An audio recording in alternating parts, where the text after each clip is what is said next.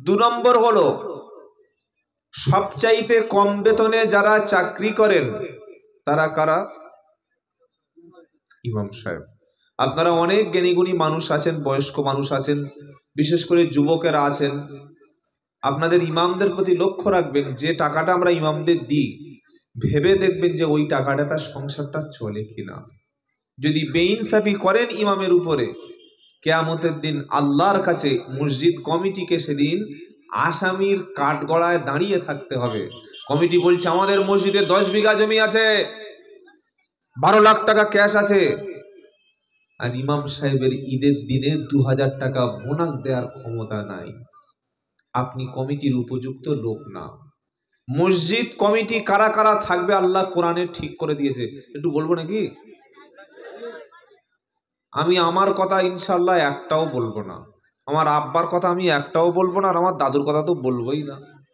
যেটা বলবো সেটা আল্লাহর কালাম আর নবীর জবান থেকে যে হাদিস, এটা এই দুটো বললে কারো অসুবিধা নেই তো?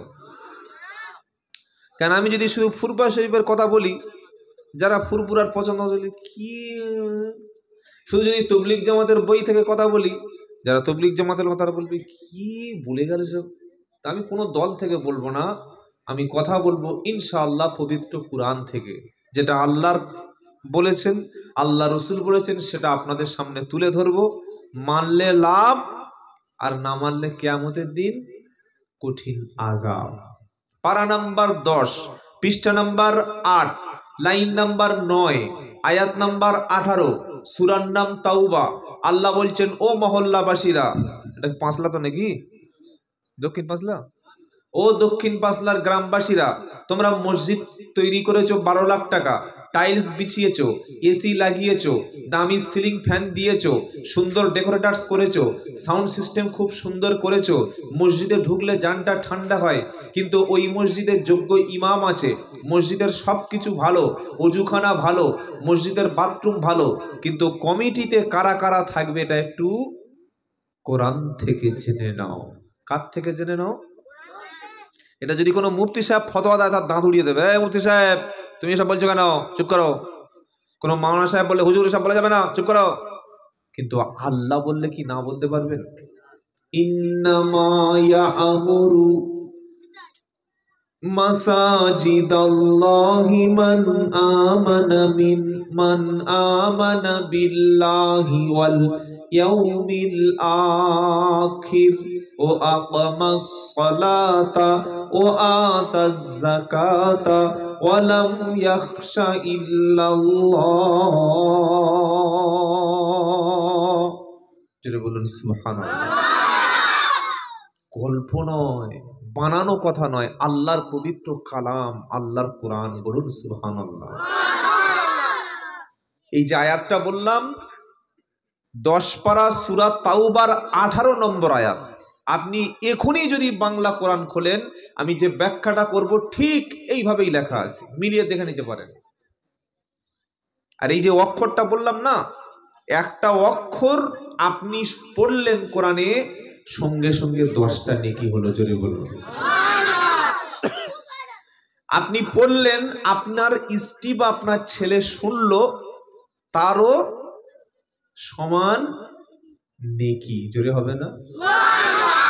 পড়লে নেকি, শুনলে নেকি, পড়লে নেকি, শুনলে নেকি, দেখলে নেকি হয়। কোরআন পড়ে মেনে নিলে জান্নাত পাওয়া যায়। চলে হবে না? পড়লে নেকি, শুনলে নেকি, পড়লে নেকি, শুনলে নেকি, দেখলে নেকি হয়। কোরআন পড়ে করলে আমল, জান্নাত পাওয়া যায়।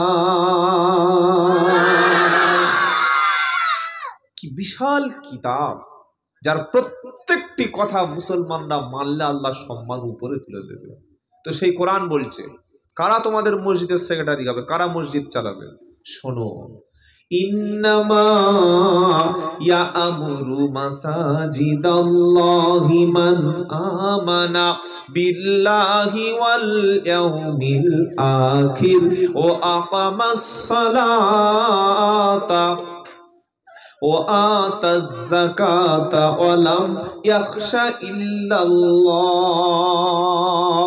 সেক্রেটারি, ক্যাশিয়ার, সদস্য, সভাপতি মোটা টাকা ইনকাম, দুবার হজ করেছে, বিশাল বড় কারখানার মালিক, দামি অফিসার, এই রকম ডিগ্রি দেখে, সম্পদ দেখে যেন তোমরা তাদেরকে মসজিদের দায়িত্ব দিও না যতক্ষণ তাদের মধ্যে চারটে জিনিস থাকবে না ততক্ষণ তারা মসজিদ কমিটির মধ্যে চান্স বানালাম তাই তো নাকি? বানিয়ে বলছি, আল্লাহ বলছে গো কি কি কোয়ালিটি, কি কি তাদের মধ্যে গুণ থাকবে, বৈশিষ্ট্য থাকবে। প্রথম হলো মান আমানা বিল্লাহি ওয়াল ইয়াউমিল আখির। প্রথম শর্ত হলো ওই ব্যক্তিটা হবে ঈমানওয়ালা, পাকা ঈমানদার হবে, আখিরাতের প্রতি ঈমান থাকবে। দ্বিতীয় কি শর্ত থাকবে? ও আকামাস সালাত, নামাজি ব্যক্তি হবে, নামাজকারী ব্যক্তি হবে। আজান হবে, ক্যাশিয়ার সিগারেট ধরাতে ধরাতে মুখের মধ্যে গুটকা দিয়ে চলে যাচ্ছে মসজিদের সামনে, আর ঈদের সময় এসে হিসাব দেবে, এটা কখনো মসজিদ কমিটির কাজ না। আজান যখন হয়ে যাবে আগে ওযু করে ইমামের পিছনে গিয়ে দাঁড়িয়ে যাবে, ইমাম নামাজ পড়াবে। মসজিদের ক্যাশিয়ার, সেক্রেটারি, সভাপতি বাড়িতে থাকলে ছুটে গিয়ে ইমামের পিছনে তাকবীরে উলার সঙ্গে নামাজ পড়বে, নামাজি ব্যক্তি হবে। বেনামাজি ইমামের পিছনে, বেনামাজি ব্যক্তি মসজিদ কমিটিতে নো চান্স। কি বললাম? No chance.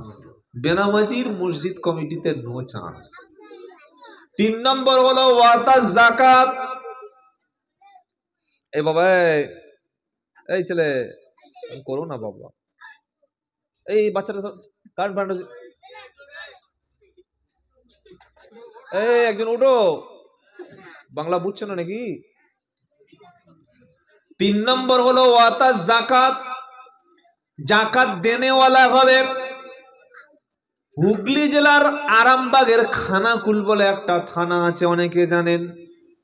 এই খানাকুল থানায় একটা জলসায় গেলাম, পাড়ার ছেলেরা বললে হুজুর আমাদের গ্রামের মসজিদ কমিটির সেক্রেটারি আজ 10 বছর মসজিদটা ধরে আছে, মসজিদের 7 বিঘে জমি নিজের নামে দলিল করে নিয়েছে। জোরে বলুন।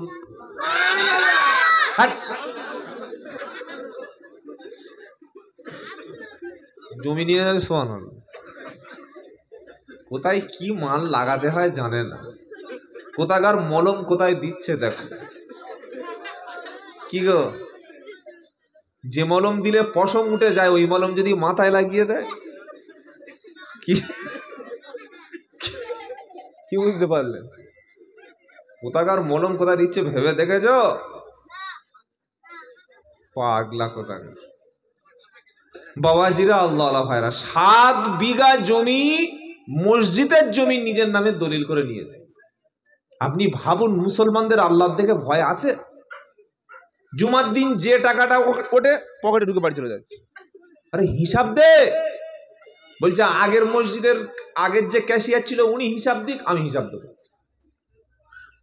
মাদ্রাসা চালাচ্ছে, মাদ্রাসা বছর পর বছর চাঁদা তুলছে, হিসাব দেয়। আছে না নাই? দুর্নীতি, করাপশন, আল্লাহ ছাড় দেবে না। গ্রামের প্রধান, জেলা সভাপতি, অঞ্চল সভাপতি, যত ঘর খালি ওনার আসছে আর গ্রামের কারোর ঘর আসছে না। কি হচ্ছে না? হয় না? হ্যাঁ, 2 তলা বাথরুম, আহা কত শান্তিতে পায়খানা করবে।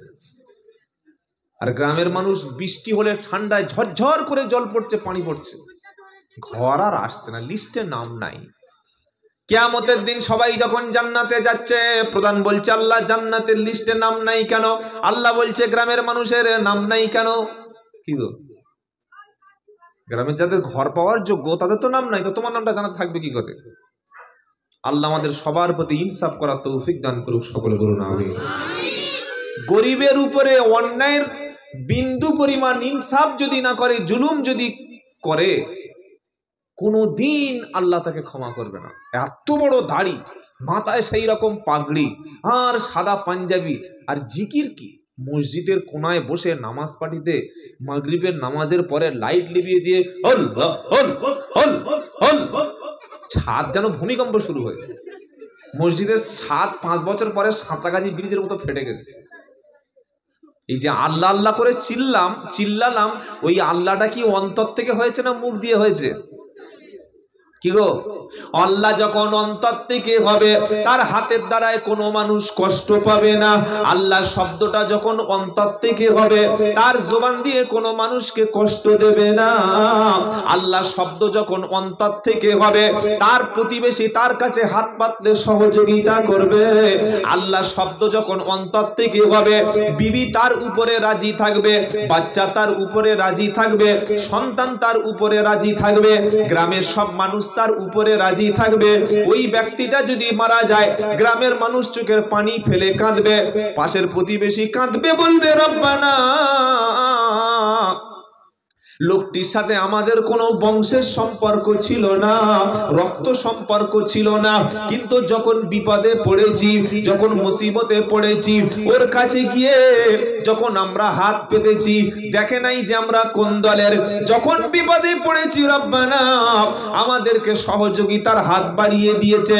আজকে লোকটা কবরে চলে গেছে, রব্বানা তার জীবনের ভুলগুলিকে ক্ষমা করো, তার কবরের জিন্দেগিটা জান্নাতের একটা ঘর বানিয়ে দাও। আর আমি যা লোক মরে গেলে বলি, কোন শালা মরেছে রে? আব্দুল্লাহ জুবায়ের বললে চিটিংবাজ মরে গেছে, বলবে না বলবে না।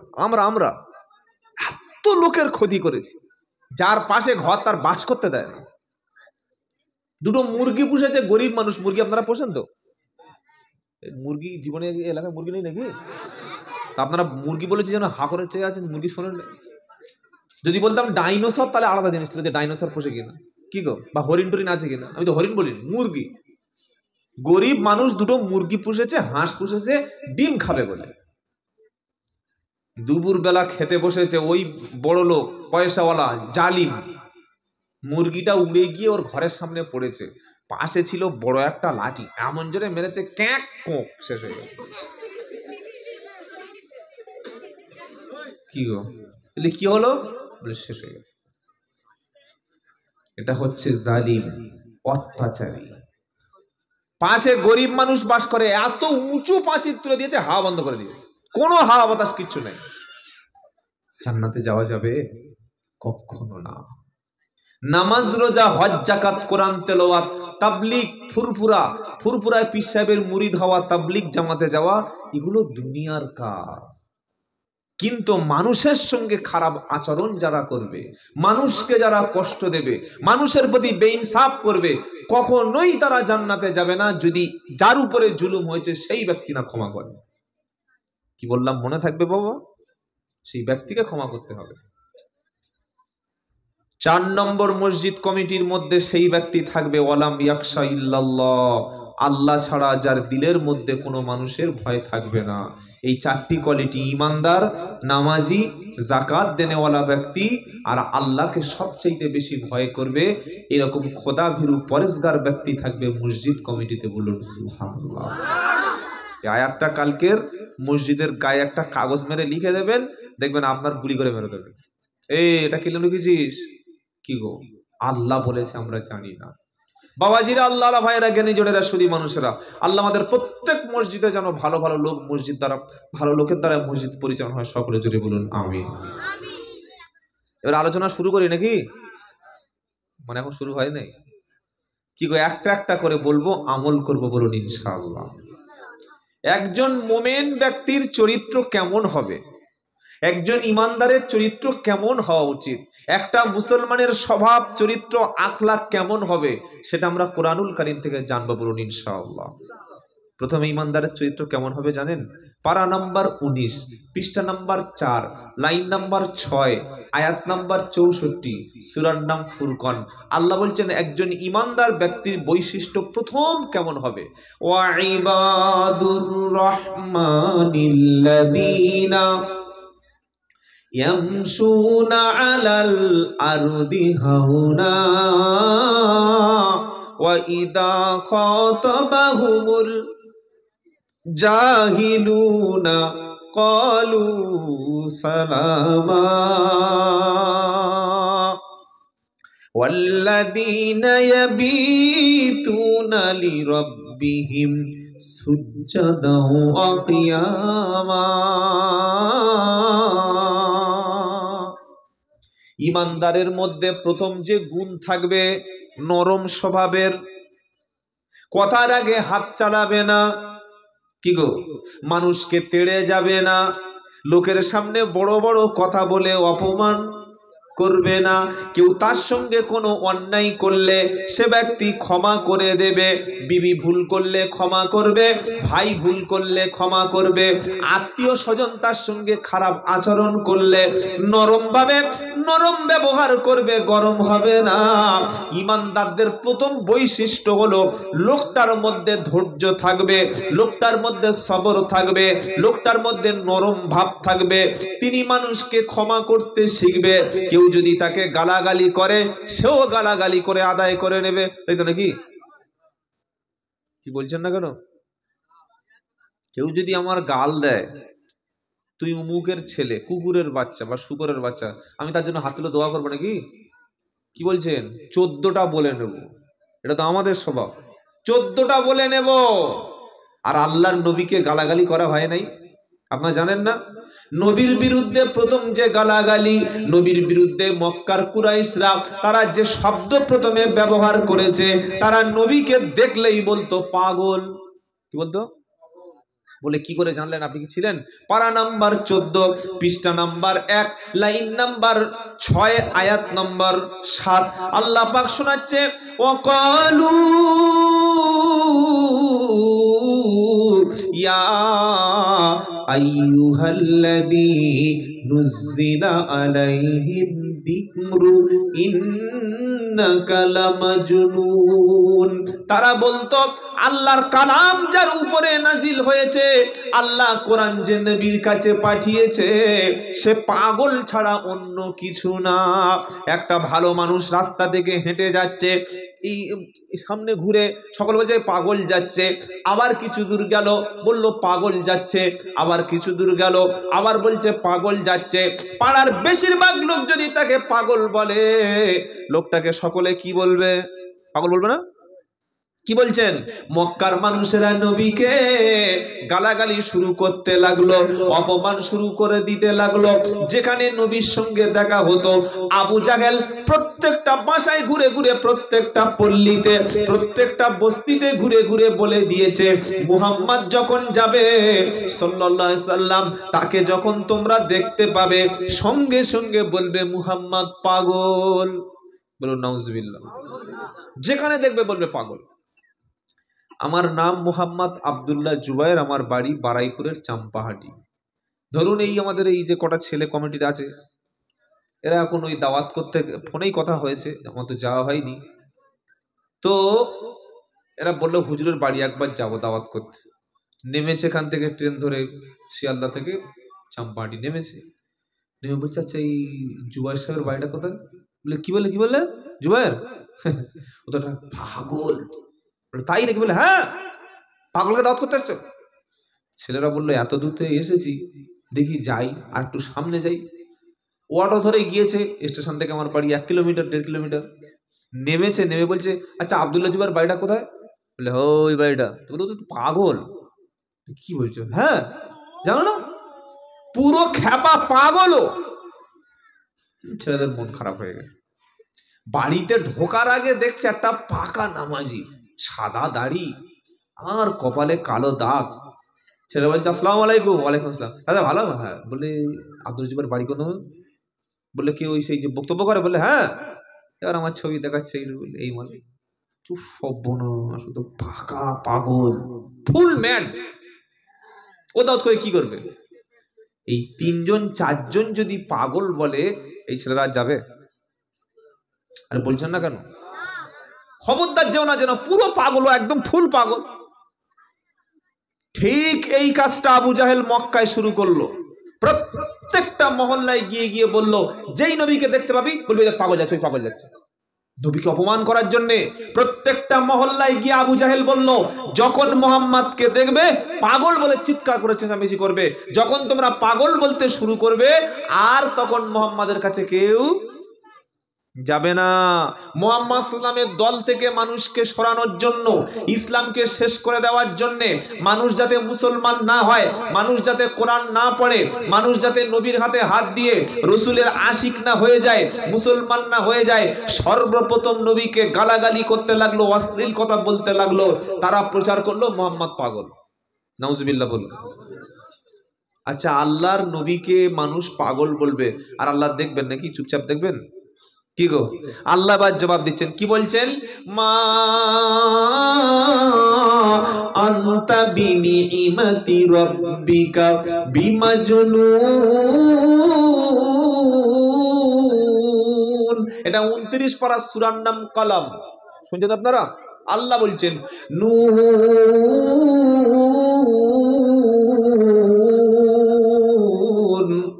এই কুকুরটার এই ওদি পারফেক্ট দিয়ে শুনতে মালটা খুব গুলাচ্ছে।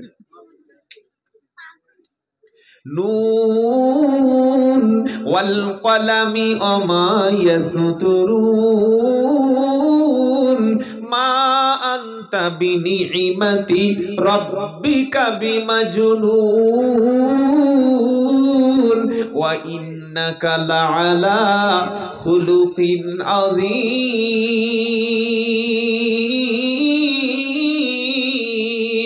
আল্লাহ পাক বলছেন, নবী আপনি চিন্তা করবেন না, আবু জাহেল মক্কার অলিতে গলিতে আপনার নামে মিথ্যা কথা বলে, পাগল বলে আপনার কাছ থেকে মানুষদেরকে সরিয়ে দেওয়ার জন্য পাগল বলে প্রচার শুরু করে দিয়েছে। আমি আল্লাহ আপনার শানে পবিত্র কুরআনে 29 পারা সূরা কলমের 3য় আয়াতে বলে দিয়েছি, মা আতা বিনিইমাতি রাব্বিকা বিমাজনুন। হে আমার প্রিয় হাবিব, আপনার আল্লাহর দয়া, আল্লাহর নেয়ামত, আল্লাহর অনুগ্রহ, আপনি কখনো পাগল নন। জোরে বলুন সুবহানাল্লাহ। নবীকে বলে দিল। কি শুনছেন আপনারা? এবার নবীর যে ফলোয়ার গুলো ছিল, ভালোবাসার মানুষগুলো ছিল, প্রত্যেকটা হুজুরের কিছু ভালোবাসার মানুষ থাকে না? থাকে না? আরে বলছেন না কেন? আজ 1400 বৎসর হয়ে গেছে, আল্লাহর নবী ইন্তেকাল করেছেন, কবরে চলে গেছেন। 1400 বৎসর হয়ে গেছে, আজও পর্যন্ত বিশ্বের কোন কাফের, কোন নাস্তিক, কোন বেঈমান যদি নবীর বিরুদ্ধে সামান্য একটা কথা বলে, মুসলমান জীবন দিয়ে দেবে, তারপরে রসুলের অপমান সহ্য করবে না। জোরে বলুন সুবহানাল্লাহ। এরকম ভক্ত আছে না নাই? কি গো, দেখি নাই? সেই মানুষটার আমরা দেখি নাই, কোনদিন তার বাড়িতে যাই নাই, তার গ্রামের কাছেই আমরা ছিলাম না। কত হাজার কিলোমিটার দূরে নবীর বাড়ি, আপনার জানা আছে? আমি তো আসলাম এই প্রায় 72-73 কিলোমিটার। হ্যাঁ, হাওড়া, তারপরে এই কলকাতা, তারপরে আমার 24 পরগনা। আর আল্লাহর নবীর বাসা, ঘর, বাড়ি এখান থেকে প্রায় 8.5 থেকে 9 হাজার কিলোমিটার দূরে। জোরে বলুন সুবহানাল্লাহ। কিন্তু আমাদের দিলের মধ্যে কে আছে? আল্লাহ এবং তার রসুল। বলুন সুবহানাল্লাহ। তাই কবি বলছে, হে রসুল তোমার ভালোবাসি, অন্তর থেকে শুধু মুখে না। হে রসুল তোমার ভালোবাসি, অন্তর থেকে শুধু মুখে না। জান্নাতের আশায় শুধু নাই হে রসুল, শুধু জাহান্নামের ভয় না। জোরে হবে না? তোমার পাবার আশায় মন ছুটে যায় মদিনা, এ আশিকের দিদার দাও না, আর দূরে রেখো না হে রাসূল তোমার ভালোবাসি, অন্তর থেকে শুধু মুখে না। জোরে বলুন না সুবহানাল্লাহ। বাবাজিরা, আল্লাহ ভাইরা, রসুলকে বলে দিলেন আপনি চিন্তা করবেন না, আপনার আল্লাহর দয়া যে আপনি পাগল নন। তারা মিথ্যা কথা বলছে। এবার রসুলের যারা সাথী সঙ্গী ছিল, মোহাব্বতের মানুষ ছিল, সাহাবা ছিল, তাদেরকে আল্লাহ বলছেন, এটা 30 পারায় কি বলছেন, ওয়ামা সাহিবুকুম বিমাজনুন ওয়ালাকাদ রাআহু বিল উফুকিল মুবিন। আবার বলছি, কি সুন্দর কথা আল্লাহ বলছে, ওয়ামা সাহিবুকুম বিমাজনুন ওয়ালাকাদ রাআহু বিল উফুকিল মুবিন ওয়ামা হুয়া আলাল গায়বি বিদানীন ওয়ামা হুয়া বিকাউলি শাইতানির রাজিম। জোরে হবে না? আল্লাহ বলছেন নবী, তারা আপনাকে পাগল বলে অপমান করতে শুরু করেছে। হজের সময় হয়ে আসলো, তখনও হজ ছিল জাহিলিয়াতের যুগে, মূর্খতার যুগে। তারা হজে যখন চলে যেত, কাবা শরীফের কাছে গিয়ে কাপড়গুলো খুলে রেখে উলঙ্গভাবে তওয়াফ তারা করত। আমার আল্লাহ বলছে, হাবিব, আবু জাহেল গিয়ে প্রত্যেকটা বাইরের হাজী সাহেবদের কাছে আপনার নামে মিথ্যা অপবাদ দিচ্ছে, মুহাম্মদ হলো পাগল, তার কাছে যেও না, তার কথা শুনো না। কোরআন থেকে মানুষকে দূরে রাখার জন্য চক্রান্ত করছে। ওই বাইরের লোকগুলো বলল, আচ্ছা ঠিক আছে, পাগল কেমন একটু দেখে আসি। দেখতে গিয়ে গেল যে সুন্দর একটা চেহারা, যেমন সুন্দর দাড়ি, তেমন সুন্দর চুল, তেমন সুন্দর পাঞ্জাবি, তেমন সুন্দর চেহারা। যারা বলবেন না সুবহানাল্লাহ। আমাদের মুসলমানদের মধ্যে প্রচুর ভুল আছে, কি জানেন? অনেক নামাজি লোক আছে, 20 বছর নামাজ পড়ছে, কিন্তু 20 বছর বিড়িও খাচ্ছে। আছে না নাই? বেনামাজি লোক বিড়ি, গাঁজা, তাড়ি, মদ, মাল খাবে, ওটা আলাদা, কিন্তু নামাজি লোক বিড়ি খাবে কেন? মসজিদে ঢুকছে, তকবীর হচ্ছে মসজিদে, আল্লাহু আকবার, আল্লাহু আকবার, আল্লাহু আকবার, আল্লাহু আকবার, আশহাদু আল্লাহ, মানে 5G করে দিতে টানছে। তাড়াতাড়ি খাত, তকবীর হচ্ছে। এইবার খেয়ে নিয়ে নামাজে দাঁড়িয়ে গেল। এবার মুখ থেকে সেন বার হবে নাকি? কি গো বলছেন না কেন? আল্লাহর নবীর কাছে গেলে 1000 মানুষের মধ্য থেকে বিশ্ব নবী বসে থাকলে মানুষ দূর থেকে বুঝতে পারছেন, বুঝতে পারতেন ওই হলেন মুহাম্মদ মুস্তাফা সাল্লাল্লাহু আলাইহি ওয়াসাল্লাম। যেমন সুন্দর ছিল তার ঠোঁট মুবারক, তেমন ছিল তার সুন্দর চেহারা মুবারক। সুবহানাল্লাহ। নবীর চুলগুলো বেশিরভাগ তিনি বাবরি চুল রাখতেন, কানের লতি পর্যন্ত চুল তিনি বড় করে রাখতেন, মাথায় বেশিরভাগ তেল ব্যবহার করতেন। আল্লাহর নবী সাল্লামের গোঁফটা ছিল একদম কালো, হালকা ছিটে দিয়ে রাখতেন। নবীর দাড়ি ছিল একদম চাঁদের মতো কালো চাঁদ দাড়ি, এবং তার চোখগুলো ছিল টানা টানা, ভ্রুটা ছিল একদম জোড়া। আর মুহাম্মদ সাল্লাম যখন হাসতেন, দাঁতের মাঝখানে একটু হালকা ফাঁকা ছিল, হাসলে যেন মনে হতো দাঁতের মধ্য থেকে বিদ্যুতের ঝলকানি চমকে গেছে। জোরে বলুন সুবহানাল্লাহ। কোনোদিন তিনি নোংরা কাপড় পরতেন না। আর আপনি মসজিদে যাবেন, আসরের নামাজ হচ্ছে, মাগরিবের নামাজ হচ্ছে, এমন একটা লুঙ্গি পরে গেছে, ওই লুঙ্গিটা মনে হচ্ছে সেই 1992 সালে একবার পরিষ্কার করেছিল, আর জীবনে পরিষ্কার করেনি।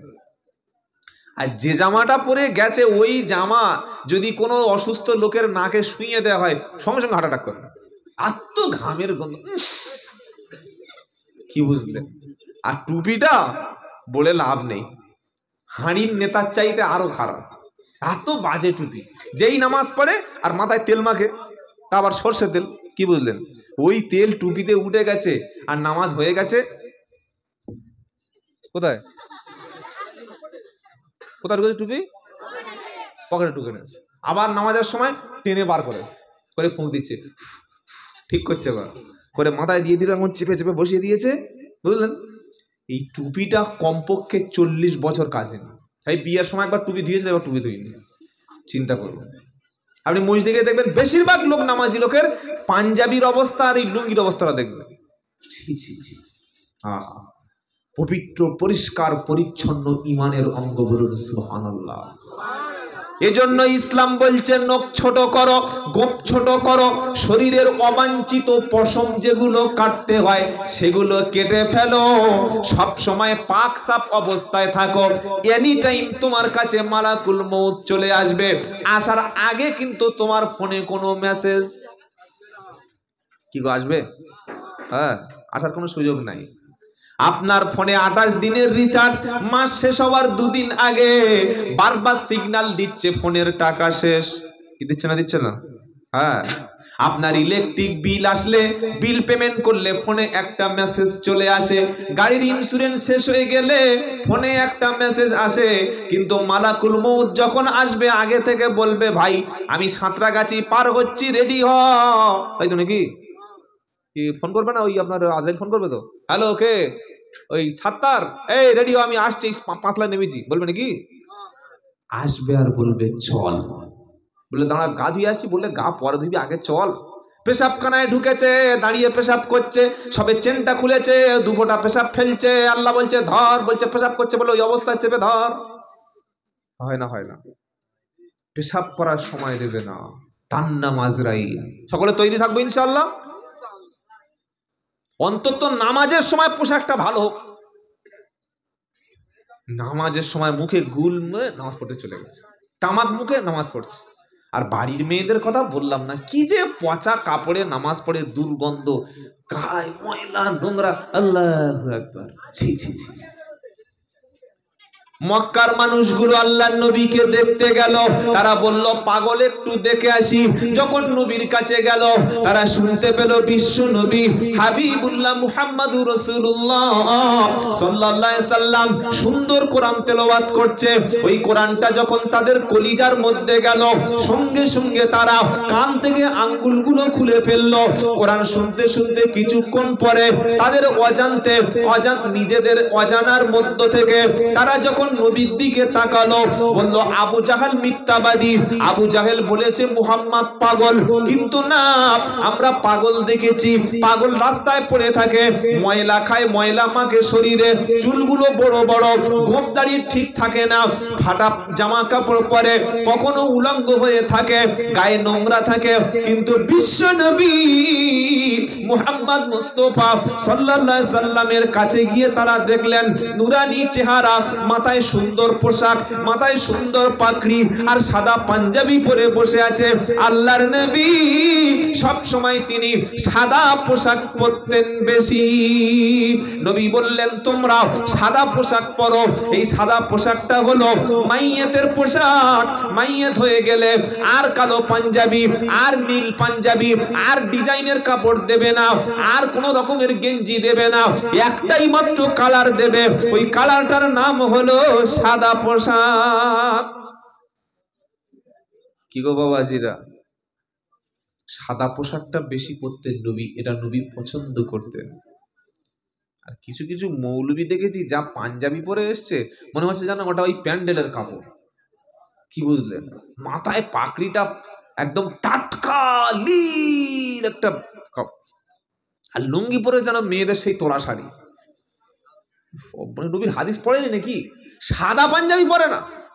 আর নবী বললেন সবচাইতে পছন্দের কালার হলো সাদা। বলুন সুবহানাল্লাহ। তোমরা এই পোশাকটা পরো কেন? এই পোশাকটা হলো মাইয়াতকে মৃত্যুর পরে এই পোশাক পরিয়ে দেওয়া হয়। এবার বাইরের সব লোক গেছে হাজিরা, গিয়ে বলল দেখি যে মুহাম্মদ সাল্লাল্লাহু আলাইহি ওয়াসাল্লাম কেমন। নবীকে দেখতে গিয়ে দেখে চাঁদের মতো চেহারা। তারা বলল না, এই লোকটা পাগল নয়। তারা নিজেরা কি পড়ে নিল, লা ইলাহা ইল্লাল্লাহু মুহাম্মাদুর সাল্লাল্লাহু। মুহাম্মাদ নাম যতই শুনি ততই মধুর লাগে। মুহাম্মদ নাম যতই শুনি ততই মধুর লাগে। এই নামেরই মধুর বাণী কেউ বলেনি আগে। জোরে হবে না? এই ঘটনা থেকে কি শিক্ষা নিলাম? প্রথম শিক্ষা হলো আল্লাহর নবীর বিরুদ্ধে অপপ্রচার করে তবুও তারা ইসলাম বন্ধ করতে পারেনি। তামাম পৃথিবীতে ইসলামের দাওয়াত ছড়িয়ে গেছে। জোরে বলুন সুবহানাল্লাহ। নবী কখনো হাওড়ায় আসেনি, এসেছিল নাকি? আরে বলছেন না কেন?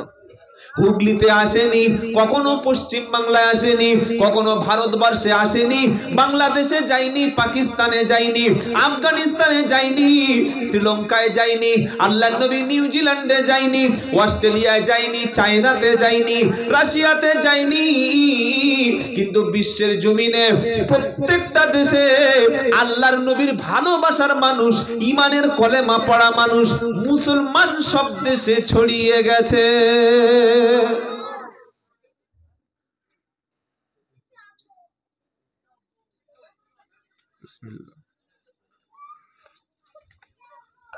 বাবাজিরা, আল্লাহ আল্লাহ ভাইরা, জ্ঞানী জনেরা নেই, নিষ্ঠগণেরা, এই ঘটনা থেকে দ্বিতীয় শিক্ষা কি পাওয়া গেল? আমরা যখন মসজিদের কাছে যাব কোন পোশাকটা পরবো বাবা? সাদা ধবধবে নাকি? পাক পরিষ্কার পোশাক, সাদা তো অবশ্যই, কিন্তু পোশাকটা যেন পবিত্র হয়, পরিষ্কার হয়। বলবো যে আপনি যে কথাটা বলছেন এটা কি বানাচ্ছেন নাকি? আল্লাহ বলছে পারা নাম্বার 8 পৃষ্ঠা নাম্বার 13 লাইন নাম্বার 1 আয়াত নাম্বার 31 সূরার নাম আরাফ। ইয়া বানি আদামা খুদু জিনাতাকুম ইনদা কুল্লি মাসজিদিন ওয়া কুলু ওয়াশরাবু ওয়া লা তুসরিফু ইন্নাহু লা ইউহিব্বুল মুসরিফিন। জোরে হবে না? আল্লাহ বলছে আদমের বেটা, তোমাদের বাপের নাম হলো আদম, তোমরা প্রত্যেকে আদমের সন্তান। তোমরা যখন নামাজের কাছে যাবে, আল্লাহর মসজিদের কাছে আসবে, তোমরা উত্তম পোশাকটা গ্রহণ করো। সবচাইতে সুন্দর পোশাকটা পরে মসজিদে যাও, আতর মাখো।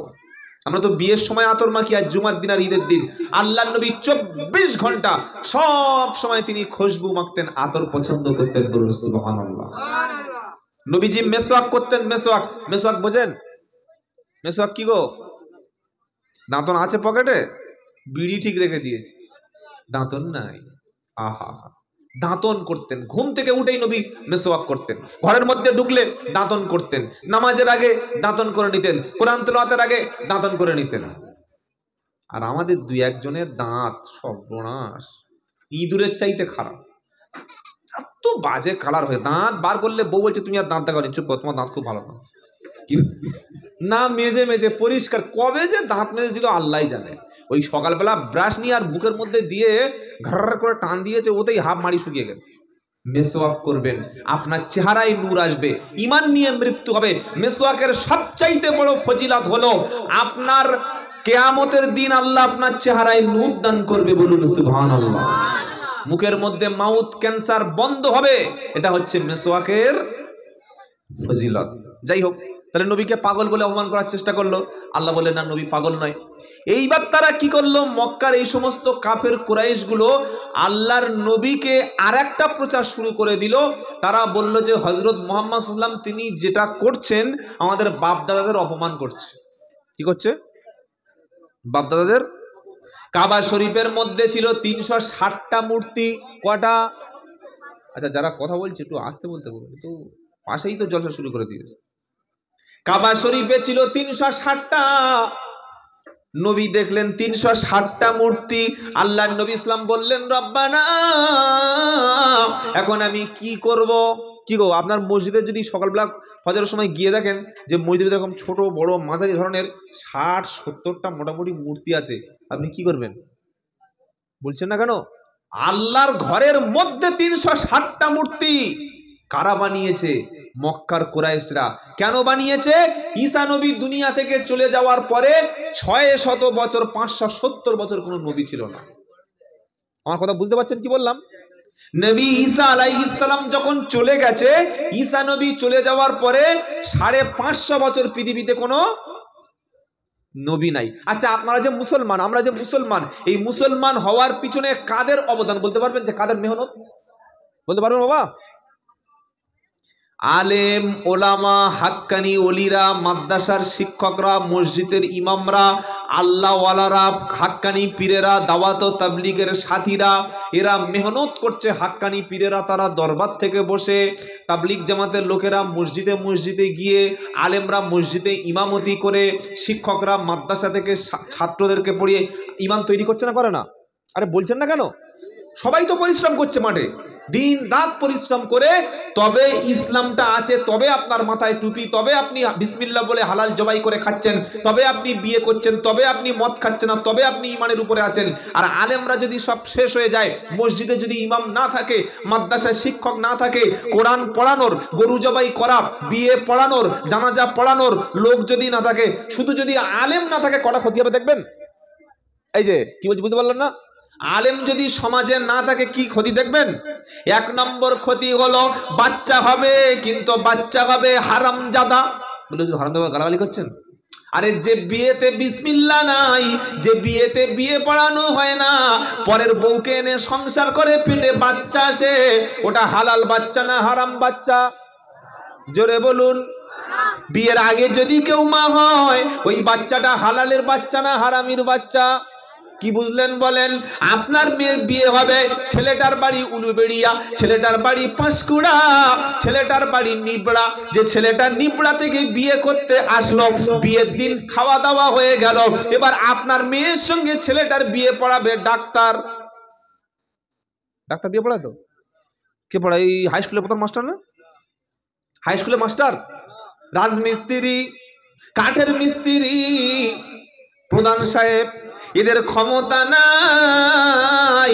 আপনার মেয়েটা 3 লাখ টাকা খরচ করে প্যান্ডেল হলো, 2 লাখ টাকার মোষ কিনে এনেছেন, 12 লাখ টাকা বিয়ে খরচ হলো, ছেলেটা খাওয়া দাওয়া করলো, ছেলের বাপ আসলো, মেয়েটার হাত ধরে টেনে দামি গাড়িতে উঠে নিয়ে চলে গেল, হালাল হবে?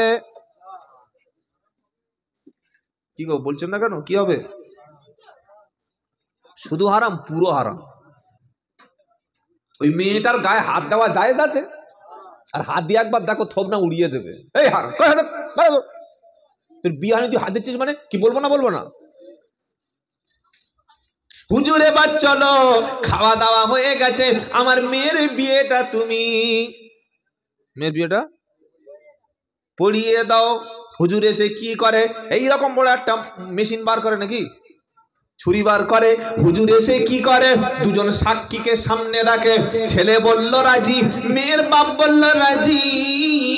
দুজন সাক্ষীর সামনে মেয়েটা বলল ঠিক আছে, আলহামদুলিল্লাহ, মেনে নিলাম। আর ছেলেটা বলে কবুল করলাম। এটা বলার পরে ওই স্ত্রীটা চিরদিনের মতো আপনার জন্য হালাল হয়ে গেল। আর স্ত্রীটার পেট থেকে যত বাচ্চা হবে, ওগুলো সব আপনার সন্তান। আপনি হলেন তখন সন্তানের বাবা।